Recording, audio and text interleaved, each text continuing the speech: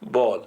Ara l'oví en Copera, disons l'oví de Martial ne se conserve pas. Se conserve pas parce que le veillador ne sait pas travailler. Et le veillador que faisait, tirava l'oví, mettait dans le tunnel, et puis disait, parce que le Pepe l'avait dit, qu'elle reculava la Semana Santa. Allora la Semana Santa un cop era il 15 d'abril, l'altre cop era l'1 de març, no hi fa res. Reculava per la Semana Santa, come si faceva per la Semana Santa, e si faceva in qualche causa la Semana Santa. Bon. Mais, a quel que saviamo pas, quel que l'ho vi, fa due fermentazioni. E allora, se non vuol pas fare, li cal fa. E nosaltres arribem a com fa l'uvi. L'uvi, una cava troppo fresca val per res per io. Una cava che ha una certa temperatura. E in principio credo che l'uvi deve essere 2 gradi pendendo un mese e mezzo.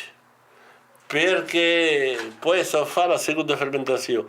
Se la temperatura bassa, vedrà la notizia per lo che fa, lo che fa.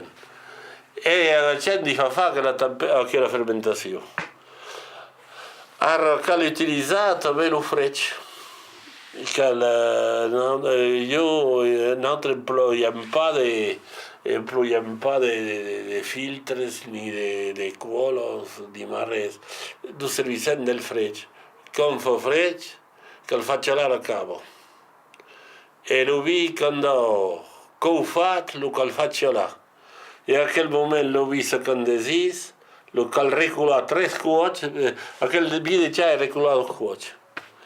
E lo che recula in altre qua, per volere a un Nadal. E après lo vi lo puoi salire sull'ello e poi fare quello che voleva per più. Ora lo vi lo calcolese. Et les anciens chrétiens sempre fa lo vi, ils connaissaient pas gran causa. Parce que lo vi è quel mestiere. E il paviglido che vuole.